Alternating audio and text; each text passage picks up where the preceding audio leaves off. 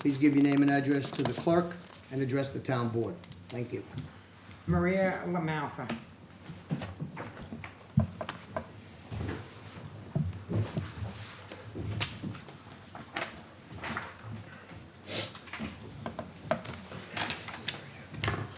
Maria Lamalfa, St. James, and I was kind of shoehorned in before, so I didn't get a chance to speak, but I wanted to add my voice to those who spoke before.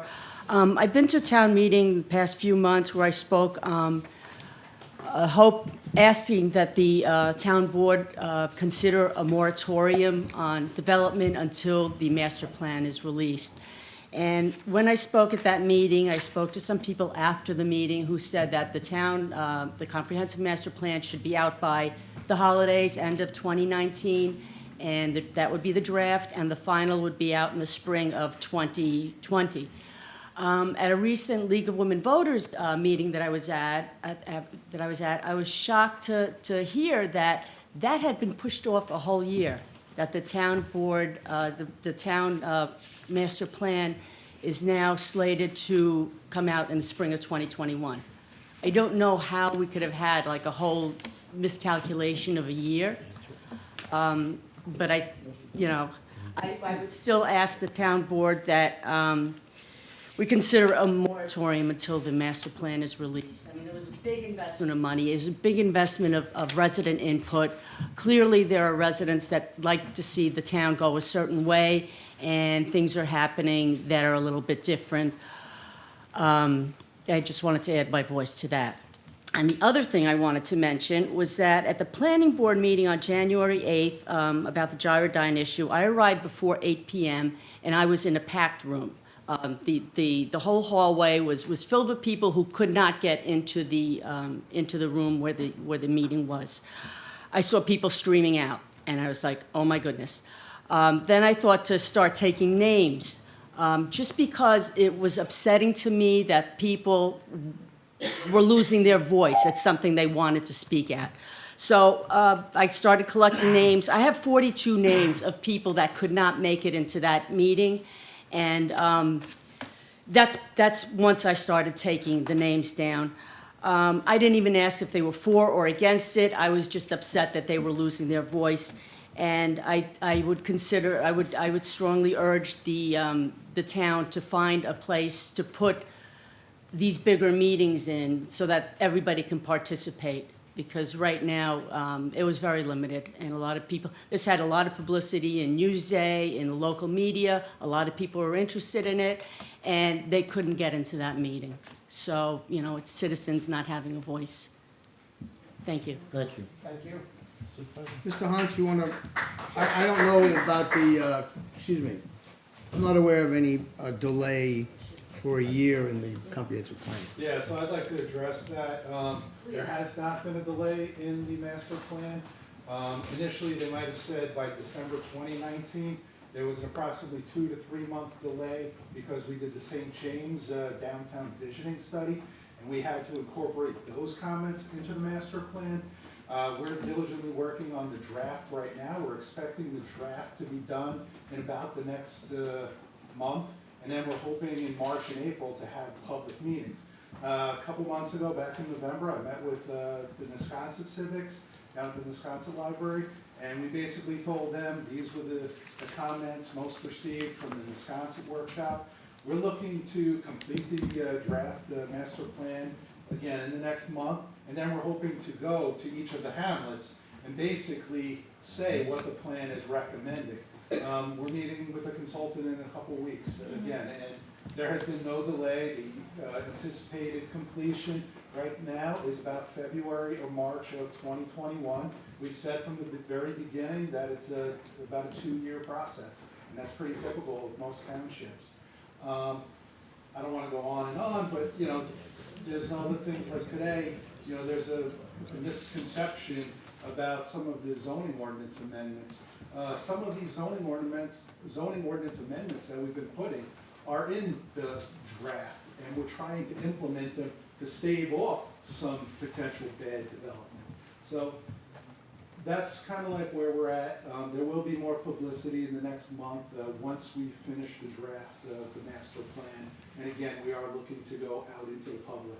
So looking at late spring maybe to, this year, late spring to have a final? We're hoping to have community meetings in this March or April regarding what the draft master plan is recommending. But adoption would be about a year away. Aha, okay. But that was always the If you want your Yeah. comments, you're gonna have to come to the mic. I'll bring that, You can continue to check in with planning if you have any. yeah, I'll just bring that questions. information back to my legal women voters, Did thank you. did you want to ask the planning?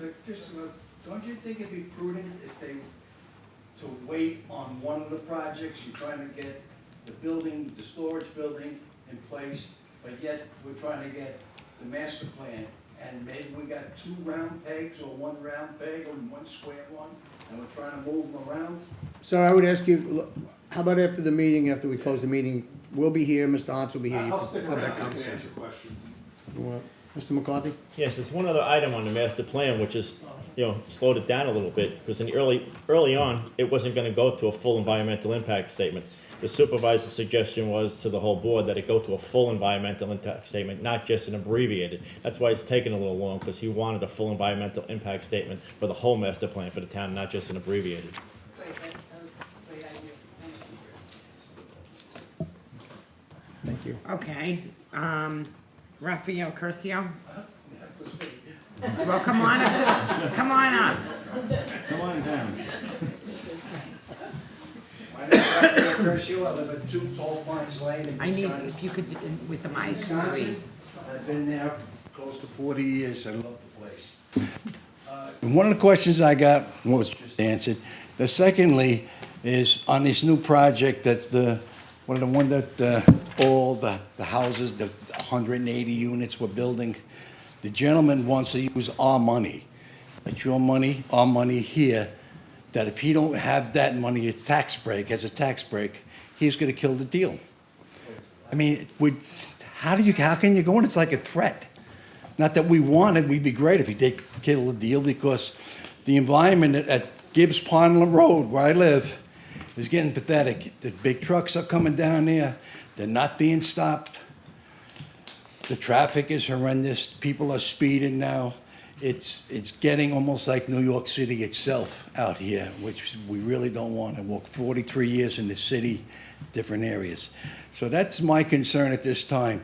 Where's that? We don't want that money to go to the builder. Take it and put it up on Main Street in St. James and right here in Smithtown. They can use that $10 million, these small stores. Or better yet, give the people here a tax break. But like, all right, that's as more as I can say. Thank you very much. Thank you very much. Sir, just so you're aware, the tax incentives that you're talking about come from Suffolk County IDA. This town board doesn't grant those tax incentives. They apply with the county, they go to the Industrial Development Agency, there's public hearings which took place, and then the county IDA makes a decision on whether or not those taxes he gets tax relief for that project or not. Okay, thank you. You're welcome.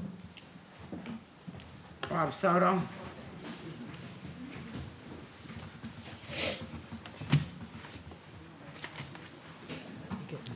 Hello, Bob Soto, Nesconset.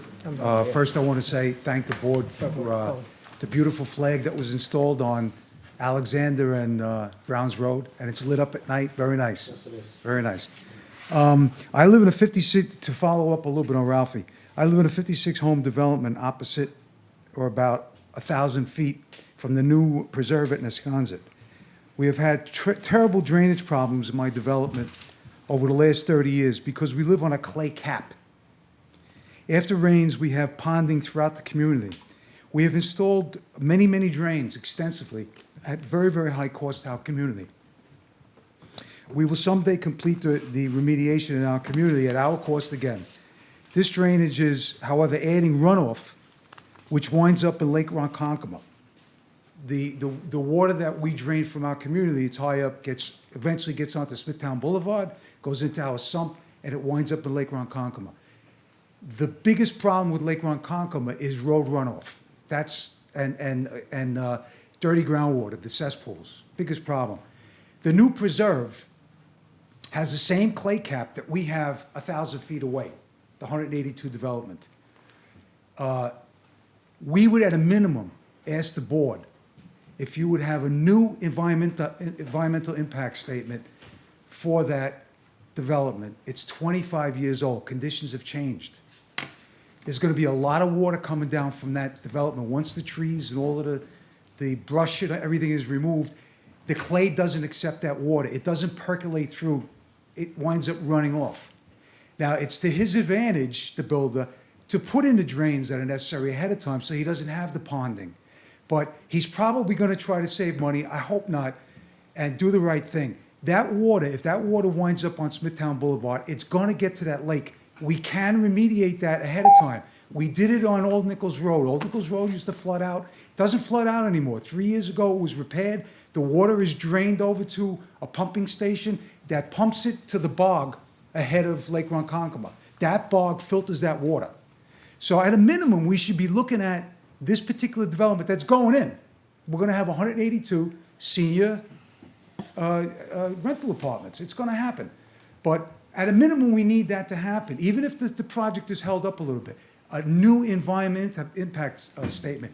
It's over 25 years old. Conditions are different. Traffic is still terrible, but conditions with the water are really, really important. Thank you. Mr. McCarthy.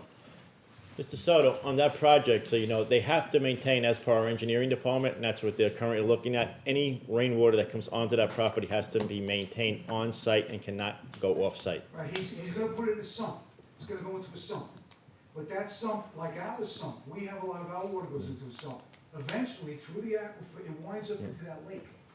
It takes a number of years, but it winds up into that lake. And that lake is polluted. It could be a tremendous asset. We could get so much development there for leisure and for leisure activities. And the tax money that would come out of there would be fantastic. Thank you. Thank you. I think that's it, unless, Patty, did you want to speak? No, I'm good. You're done, okay. I wanted to know. Well, I didn't know whether, That's all we okay, have? that's it. Okay. I'll move to close the meeting. Thank you, everyone, for attending. Second, Supervisor Wareham? Yes. Councilman McCarthy? yes. Councilwoman Noah? Yes. Councilwoman Inzarella? Yes. Councilman Long? Yes.